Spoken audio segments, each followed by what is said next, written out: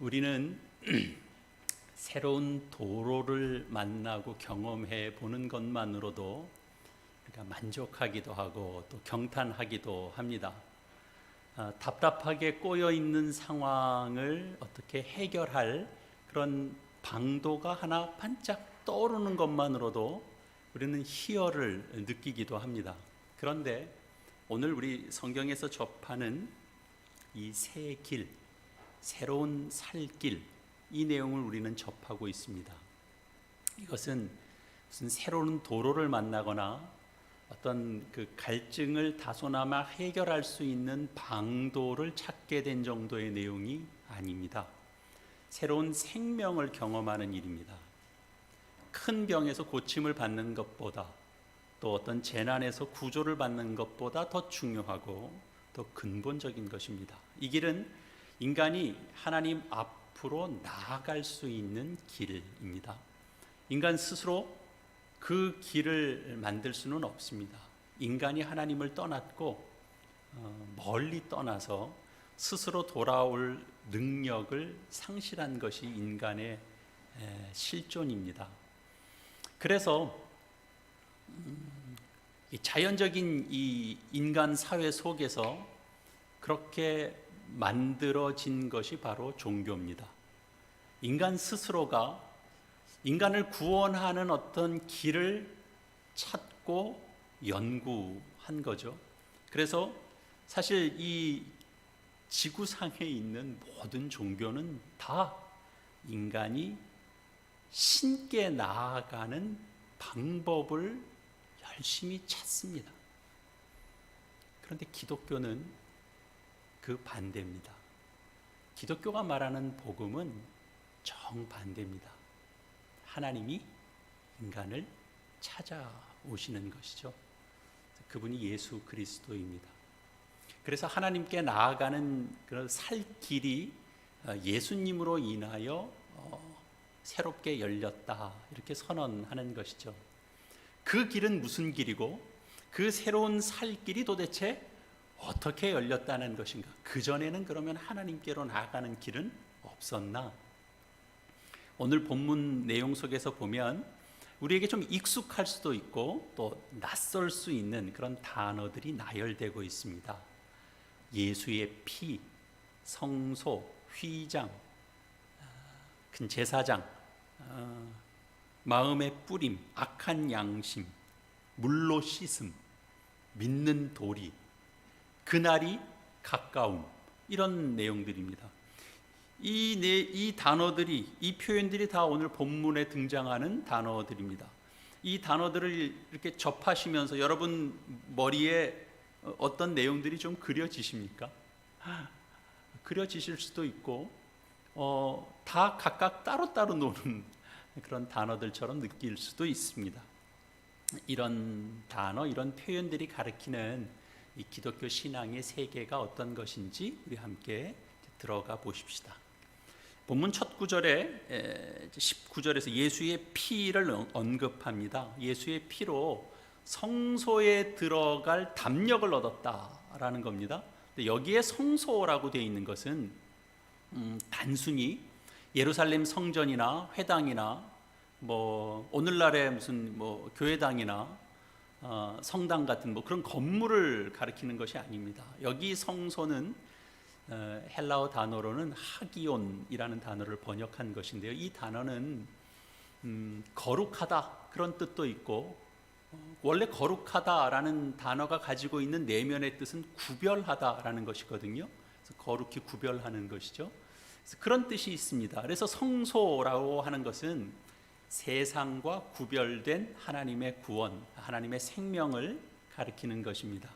예수의 피로 하나님의 생명을 얻게 되었다라고 하는 이 말은 그리스도인들이라면, 크리스찬이라면 누구나 다 아는 내용입니다만, 문제는 우리가 이것을 우리의 실제적인 삶에서 얼마나 실질적으로 경험하며 확인하며 누리며 사느냐 하는 것이겠죠.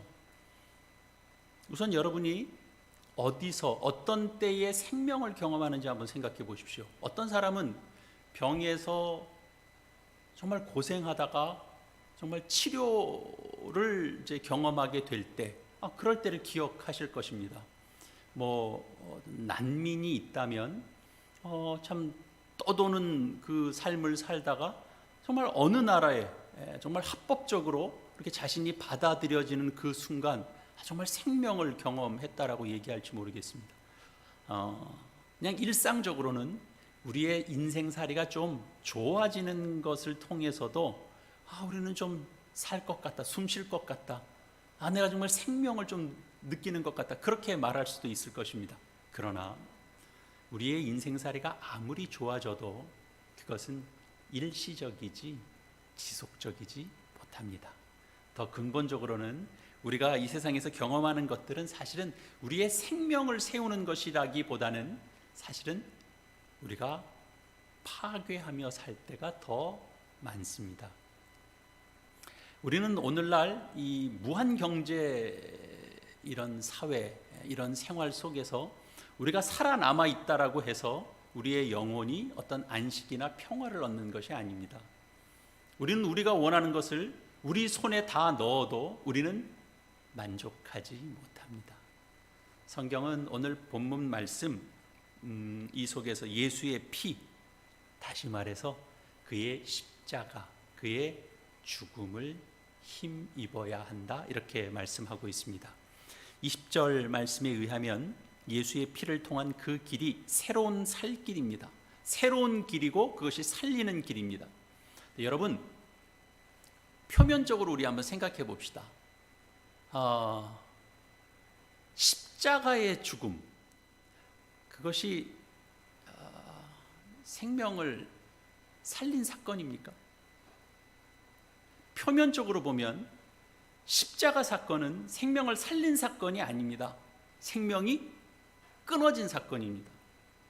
예수의 십자가 죽음을 구원의 길이라고 믿는 사람은 예수님의 제자들, 그리고 초기 그 그리스도인들, 그리고 그 초기 그리스도인들이 가졌던 그 신앙을 이어받고 있는 오늘 우리 이 땅의 모든 신자들 외에는 없습니다. 생각해 보십시오.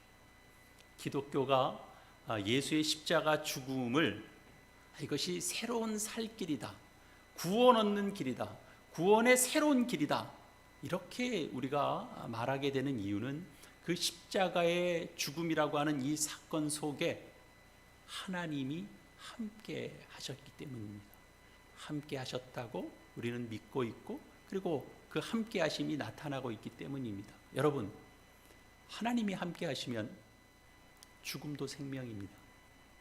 하나님이 함께 하지 않으시면 살아있어도 죽은 것과 같습니다. 예수의 십자가는 그 당시 유대 사회에 있었던 그저 일반적인 죽음에 불과했을 겁니다. 하나님이 함께 하시지 않으셨다면. 하나님께서 예수 그리스도의 십자가와 함께 하셨다라고 하는 말은 죽어서 무덤에 갇혀있던 그 예수께서 그 제자들에게 살아있는 존재로 경험됐기 때문입니다. 부활하신 분으로 경험되었기 때문입니다. 그 경험에 근거해서 그들은, 제자들은, 그 초기의 그 기독교인들은 그들 모두가 인정하는 공동의 고백을 할 수 있었던 거죠. 오늘 우리가 고백하는 것과 같습니다. 우리 사도신경에서도 우리가 고백한 내용이죠. 하나님이 이 예수를 죽은 자 가운데서 다시 살리셨다. 사흘 만에 다시 살리셨다. 이렇게 우리도 고백하고 있는 것입니다. 여러분, 이런 일은 인류 역사에 단 한 번도 일어난 적이 없는 일이기 때문에 이것은 새로운 길이고 이것은 사람을 살리는 길입니다. 우리가 예수 그리스도의 십자가와 그 부활을 통해서 얻는 이 구원 이야기, 이 생명 이야기를 그저 단지 교리적인 차원에서만 이해하는 것이 아니고 우리가 살아가는 삶에서 실질적인 우리의 삶에서 우리가 이해하려고 하면 결국은 예수님의 공생의 사역에서 어떤 일들이 일어났는지와 이렇게 연결해서 우리는 생각해야 됩니다. 예수님께서 새롭게 하신 일들이 많지만 그 중에 가장 핵심적인 것을 들으라고 하면 예수님께서 전혀 새로운 것들을 선포하셨다라는 사실입니다. 이거 대단히 중요한데요. 그렇다면 예수님 이전에 그 유대 공동체 안에서는 어땠었나? 예수님 이전에 이 이스라엘 공동체 안에 그들이 가지고 있는 절대적인 기준은 있었습니다. 그 하나님의 구원을 제시하는 것이 있었습니다. 하나는 뭐냐 하면 이 성전을 통한 제사 제도입니다. 제사 의식입니다. 그리고 다른 하나는 선지자들을 통한 이 하나님께서 전하신 말씀입니다. 이 두 전통으로 인해서 이 유대 민족은 다른 민족들과 비교했을 때 정말 차원이 다른 그런 영적인 생활을 했습니다. 그들은 구별된 삶을 살았습니다. 거룩한 삶으로 나아갔습니다. 이스라엘은 영토적으로나 정치적으로나 경제적으로나 정말 작은 민족이었지만 영적으로는 매우 뛰어난 민족이었습니다. 그러나 문제와 한계도 있었습니다. 이 성전의 제사 의식 그리고 선지자들이 전한 그 말씀 선포가 아무리 높은 수준의 영적인 삶을 살도록 만들었다 할지라도 이스라엘이 그것만으로는 온전한 생명을 얻을 수 없었다라는 것이 그들에게 있었던 한계였고 그들에게 닥쳐 있는 문제였습니다. 오늘날 현대 선진 국가에서 아무리 복지 제도를 다양하게 실행해도 복지 제도가 아무리 잘 돼 있어도 복지 제도가 잘 돼 있어서 그것만으로도 사람이 다 온전한 행복을 다 누릴 수 없는 것과 같습니다. 이스라엘은 그 과정에서 변질을 경험했습니다. 율법을 주셨는데 그들이 율법주의자들로 떨어져 버렸습니다. 우리 복음서에서 확인하는 것처럼 예수님이 이 땅에 오셔서 매사에 충돌했던 사람들이 있죠. 그 바리새인들. 바리새인들이 누굽니까? 율법을 대표하는 자들입니다. 율법을 철저하게 지키려고 했던 자들입니다. 그래서 그 바리새인들은 그 사회에서 인정받았고 그리고 세리나 또 죄인들처럼 또 이렇게 소외당하는 사람들이 그 공동체 안에 분명히 있었죠. 그들은 이제 상대적으로 우월감을 맛보면서 참 수고로운 짐을 지고 살았던 것이 바로 이스라엘이 쌓아온 어떤 최고의 영적 생활이었습니다. 그러나 거기에는 참된 안식 그리고 참된 자유는 없었습니다.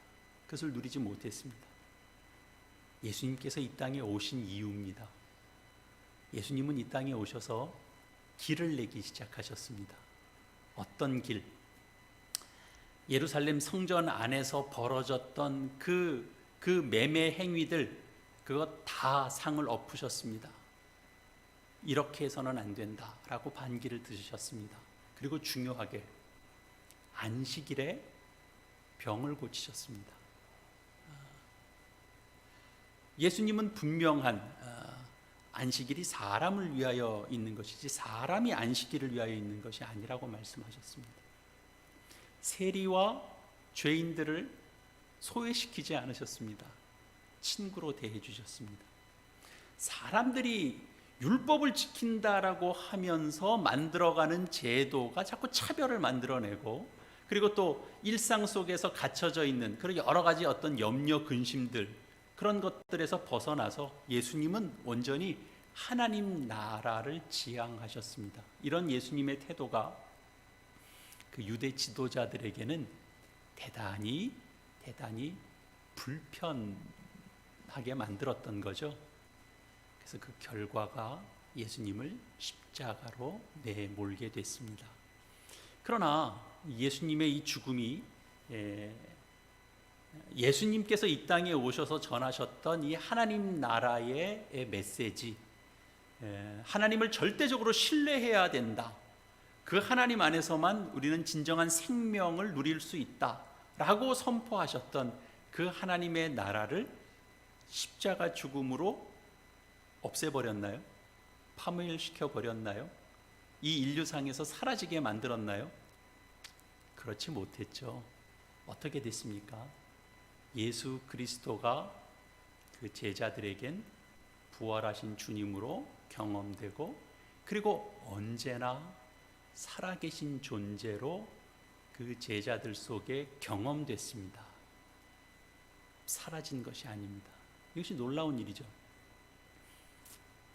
그러니까 제자들은 다른 삶을 살 수밖에 없었습니다. 세상 사람들과는 다른, 예수 안에서 예수께서 가르치셨던 그 가르침을 따라 살고, 하나님을 아버지라고 믿고 섬기고, 하나님을 사랑하듯 이웃을 사랑하고, 그리고 소망을 가지고 그리고 살았습니다. 바로 이 기독교 신앙의 초석이 바로 이런 사실 속에 있는 거죠. 세상 사람들과는 전혀 다른 차원의 삶을 살아가는 겁니다. 먹고 마시고 숨쉬고 일하고 가족을 이루고 사는 일 다 똑같습니다. 우리가 사는 삶의 모습과 믿지 않는 세상 사람들이 사는 삶의 모습은 표면적으로는 다르지 않습니다. 똑같습니다. 그러나 삶의 방향이 다릅니다.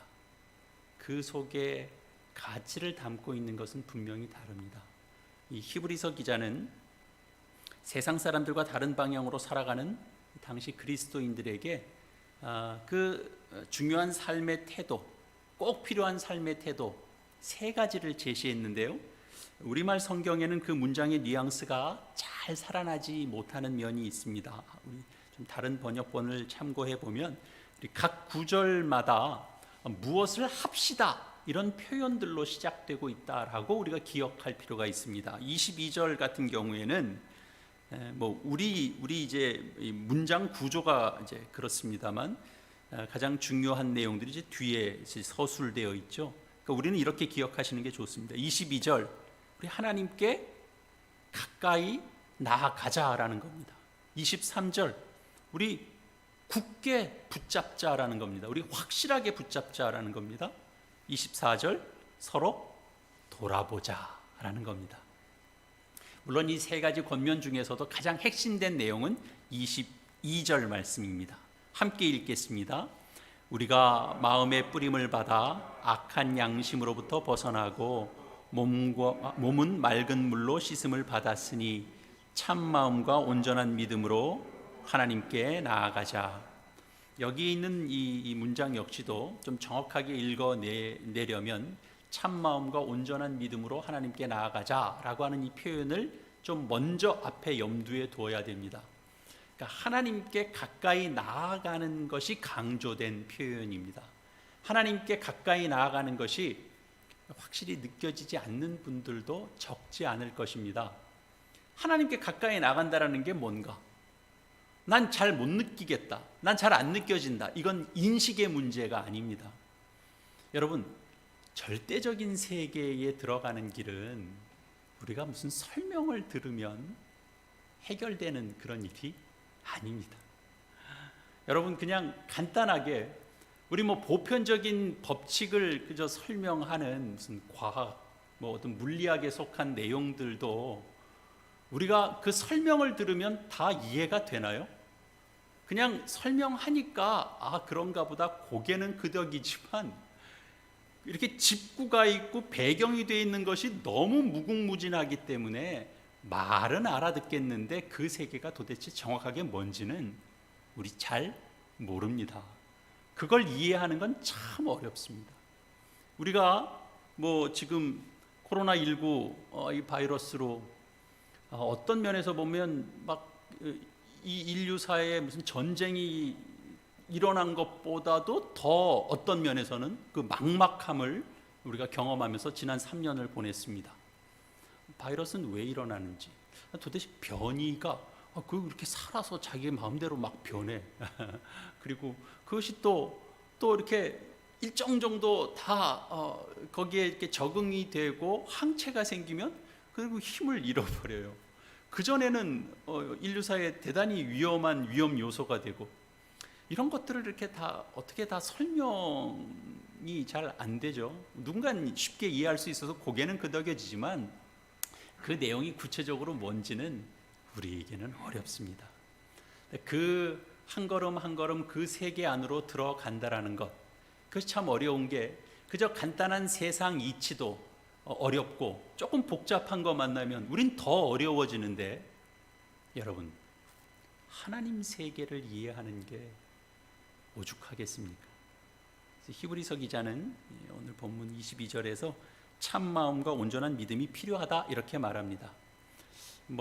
마음과 믿음 이렇게 연결되어 있어서 개별적인 두 요소처럼 느껴집니다만 중요한 것은 온전한 믿음의 확신입니다. 여러분, 믿음에 대한 분명한 확신이 없으면 우리는 하나님께로 나아가지 못합니다. 결국 우리의 인생은 믿음의 문제입니다. 우리 신앙인들만 믿음이라는 단어를 쓰는 건 아닙니다. 세상에서도 사람들이 알고 있는 정보, 배운 정보를 근거로 해서 어떤 길을 선택하면서 삽니다. 나는 그걸 믿었다 이렇게 얘기합니다. 그들에게도 믿음의 차원이 있는 겁니다. 엄밀하게 얘기하면 사실 조금 다르죠. 우리가 얘기하는 믿음과는 세상에서 믿음이라고 얘기하는 것은 사실은 더 정확하게 얘기하자면 통계를 신뢰하는 것이지 우리가 얘기하는 믿음하고는 사실 조금 다릅니다. 다만 우리 그리스도인들은 오직 한 가지 사실에 운명을 걸고 그리고 인생을 사는 자들입니다. 예수의 십자가의 죽음을 통해서 하나님께서 허락하시는 생명을 얻게 된다라는 그 사실, 거기에 우리는 우리의 삶을 다 걸고 있는 사람입니다. 이런 믿음이 있어야, 이 믿음에 대한 충만한 확신이 있어야 우리는 하나님께로 가까이 나갈 수 있습니다.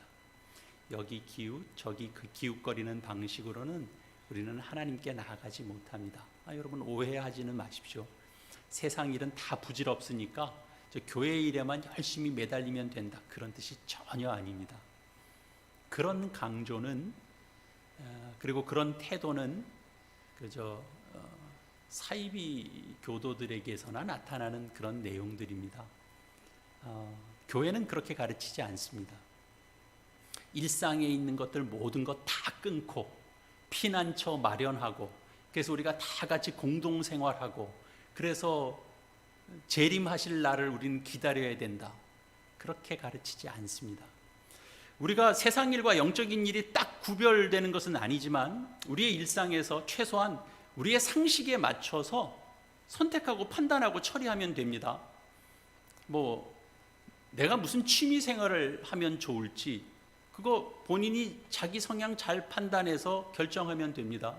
거기에 기도를 막 한 달, 두 달 해서 하나님께서 내가 시를 취미로 삼는 게 좋은지 음악을 취미로 삼는 게 좋은지를 막 답을 구하려고 안 하셔도 됩니다.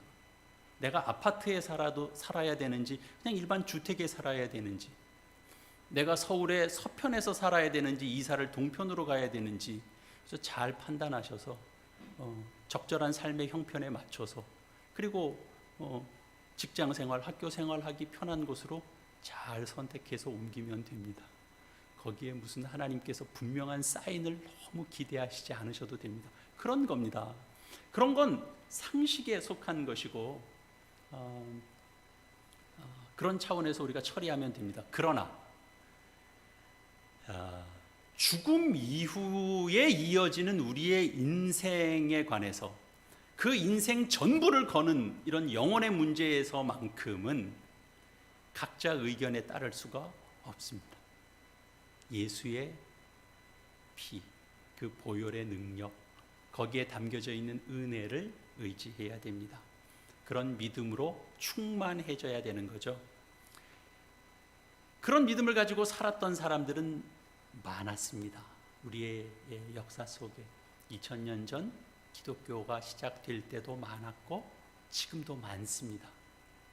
이런 그리스도인들의 이런 충만한 믿음의 삶을 부끄럽다라고 여기는 사람은 없을 겁니다. 세상 처세술에 비해서 뭔가 부족한 듯해서 믿음은 믿음대로 가지고 또 처세술은 처세술대로 가지고, 그것이 필요하다고 그렇게 생각하는 사람은 아마 없을 겁니다.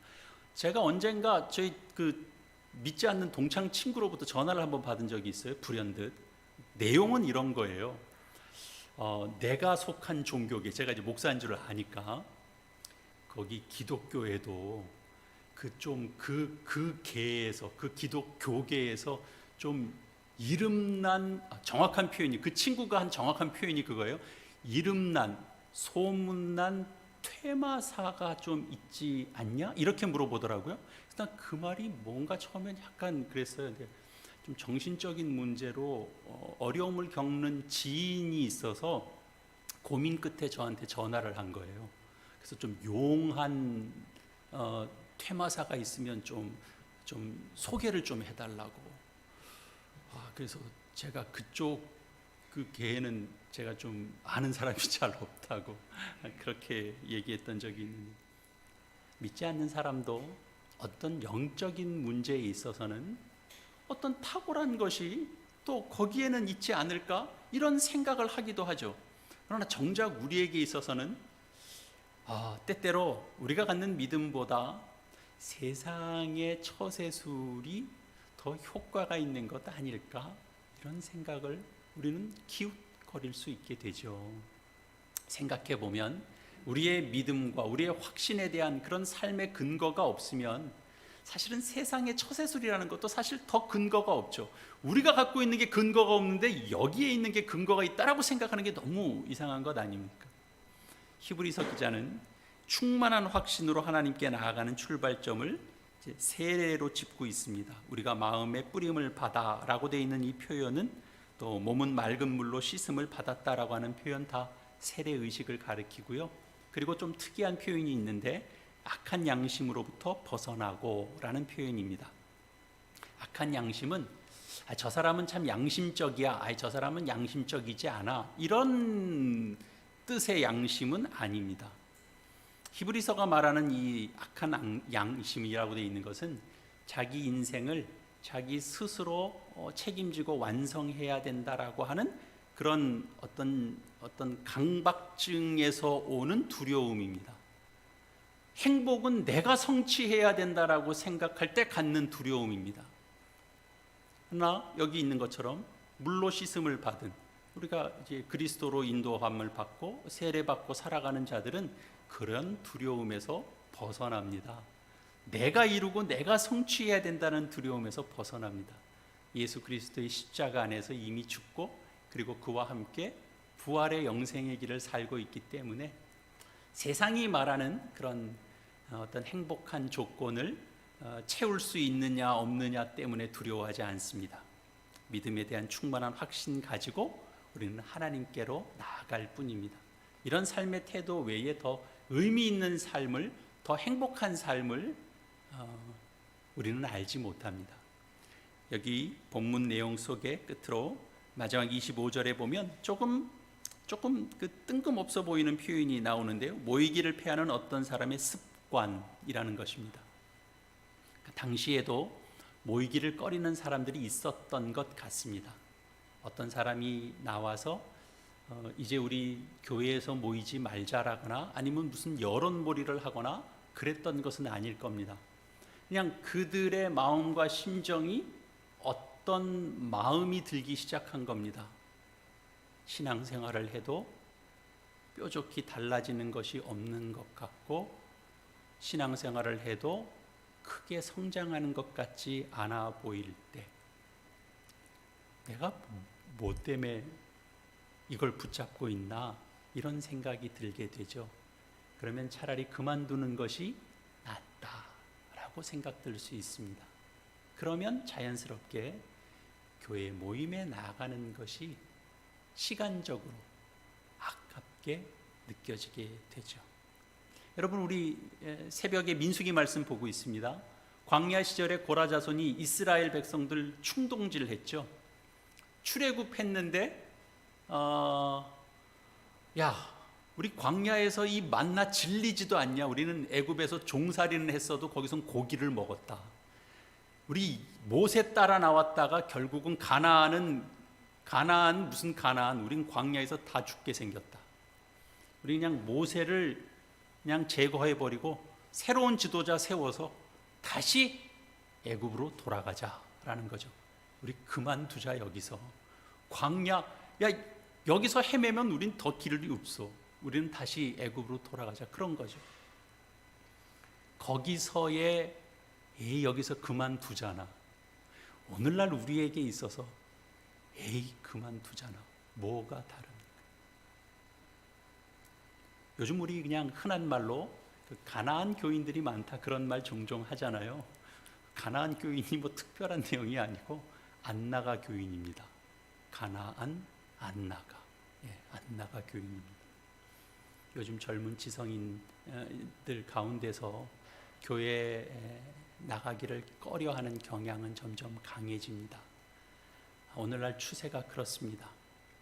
오늘 스마트폰 시대이고 경쟁이 심한 시대이고, 그리고 교회가 세상에 빛을 발하는 것보다는 때로는 어떤 지탄의 대상이 되어 보이는 것처럼 보이기 때문에 젊은 사람들에게 있어서 이 복음 안에서의 진리를 설명하고 납득시키고 증거하는 일은 이전보다 훨씬 더 어렵습니다.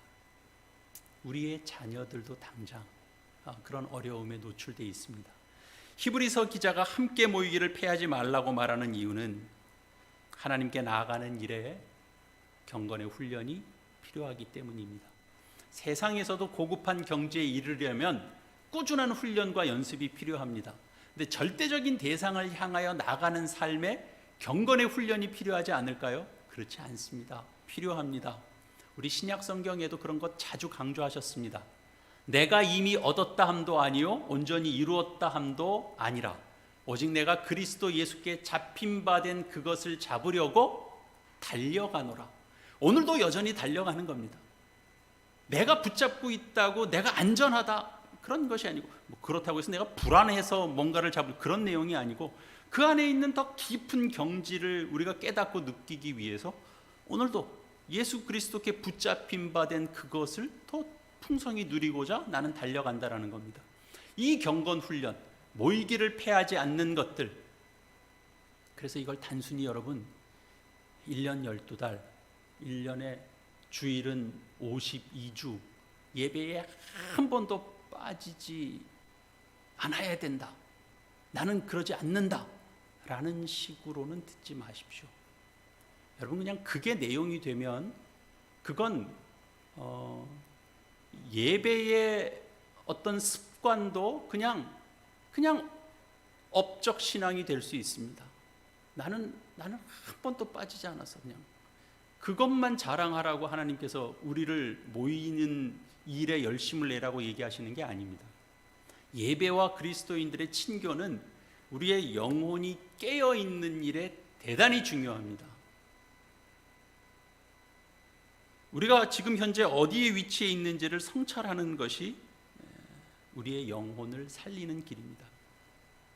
내가 이전보다 더 자유로워졌는지, 내가 복음 안에서 내가 더 불안해하는지, 내가 복음 안에서 훨씬 더 만족해하고 있는지 우리는 스스로 늘 점검해야 됩니다. 이런 영적인 태도를 오늘 본문에서는 그날이 가까움을 볼수록 더욱 그리하자 이렇게 표현하는 겁니다. 그날이 가까웠다라는 것에 우리가 눈을 떠야 하나님께로 나아가는 그런 마음이 들지 않겠습니까? 죽음이 내일 당장 닥칠지도 모른다라고 하는데 어떻게 우리는 하나님께 가까이 나가지 않을 수 있겠습니까? 우리를 하나님께서 부르시는 때는 예정표가 있는 게 아니다. 우리는 언젠가 어느 순간에 하나님을 만나게 된다라는 거에 눈뜬 사람이 어떻게 하나님과의 관계를 맺지 않을 수 있겠습니까? 사랑하는 교우 여러분, 우리는 실제 어떤 삶을 살고 있는 것인지 여러분 함께 점검하시기를 바랍니다. 우리는 긴 여정을 가야 됩니다. 우리의 삶의 신앙의 과정은 깁니다. 우리 장로님, 권사님 신앙생활 해오시면서 겪었던 일들 이야기하려고 그러면 이렇게 파노라마처럼 펼쳐야 되는데 굴곡진 내용들이 참 많죠. 다 믿음으로 나가야 됩니다. 우리 모임을 사랑하며 나가야 됩니다. 더 중요하게 서로 격려해야 됩니다. 여러분, 우리가 누군가를 편드는 말을 할 때 우리는 알게 모르게 부정적인 표현을 하게 돼요. 아유, 힘든데 왜 오셨어요? 이런 표현들이죠. 저도 종종 그런 표현을 해요. 그러니까 그게 이제 예를 들면 이제 힘든데 오신 분한테 하는 표현이라고 생각하게 되는 거예요. 그래서 제가 정말 여기 열심히 왔는데 아니 어떻게 오셨어요? 그 말했다가 아주 힘든 적이 있었어요. 제가 그런 뜻으로 한 거 아니에요를 여러 번 설명했는데 오래 가셨어요. 그런 거 해명하는 일이 만만치 않습니다. 우리는 예수 그리스도께서 열어놓으신 그 생명의 길로 나아가는데 예수 그리스도의 십자가의 은혜를 붙드는 그 믿음의 풍성한 확신을 가져야 됩니다. 그래서 여러분 서로 좋은 말로 격려해 주시기 바랍니다. 격려의 가장 좋은 말은 뭘까요? 반갑게 맞이하는 겁니다. 여러분 이렇게 자리해 주셔서 참 감사합니다. 아유, 자리해 주셔서 힘이 됩니다. 오셔서 너무 의지가 됩니다. 그러니 건강하셔야 됩니다. 섬겨주셔서 감사합니다. 맛있게 먹겠습니다. 정말 맛있습니다. 여러분 이거 별거 아닌 게 아니고요, 이게 안 돼요. 신앙생활 10년, 20년 아니 더해도 우리가 이게 잘 안 돼요. 여러분 우리 함께 따뜻한 격려의 말을 하고 그분이 있어서 감사하고 고맙고 그래서 함께 응원해 주고, 그래서 우리가 만날 때 기쁨을 표현하는 것 이상의 내용은 없습니다. 무엇이 신앙생활의 가장 큰 신자의 가장 큰 덕목입니까? 오늘 여러분 꼭 기억하십시오. 기쁘게 성도를 맞이하는 것, 그것이 성도의 가장 깊은 경지입니다. 어려운가요? 쉬운가요? 감사합니다. 쉽게 여겨주셔서 감사합니다. 어렵게 생각하면 어려운 것이거든요. 여러분 그렇게 우리가 모임을 기뻐하고 감사하는 저와 여러분이 다 되시면 우리 일주일 만에 만났어도, 아니 어제 만나고 오늘 만났어도, 우리 새벽에 만나시는 분들은 어제 만나고 오늘도 만나는데 마치 1년 만에 만난 사람들처럼 밤새 안녕하셨습니까? 감사합니다. 격려가 됩니다. 그렇게 반갑게 느끼고 별것 아닌 것 같지만 거기에 무엇과도 바꿀 수 없는 생명력이 있다는 것 기억해서 그것을 나누고 지킬 때 우리는 떠밀려 흘러 내려가 버리는 존재가 아니라 그 자리를 지키고 버티고 그리고 주의 오시는 날까지 주를 섬길 수 있는 은혜를 누리게 됩니다. 이 말씀이 저와 여러분 모두에게 은혜와 축복이 되기를 바랍니다. 기도하시겠습니다.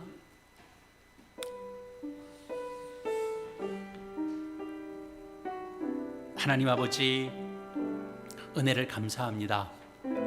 저희 인생에게 하나님 앞으로 나아가는 새로운 길을 열어주셔서 감사합니다. 인생이 스스로 하나님 앞으로 나아갈 길을 찾는 것이 얼마나 무지한 일인가를 알게 해주시고 예수 그리스도의 그 보혈의 능력을 의지하여 주 앞에 나아가는 담력과 감사를 가지고 주 앞에 나아가는 저희 모두가 되게 하여 주시옵소서. 주의 십자가의 죽음을 의지하고 그 죽음이 열어놓으신 그 생명의 길을 의지하도록 주님 간섭하여 주시고 이끌어 주시옵소서. 하나님께 가까이 나아가고 소망을 굳게 붙들며 무엇보다 예배드리는 기쁨과 감사를 누리게 하여 주시옵소서.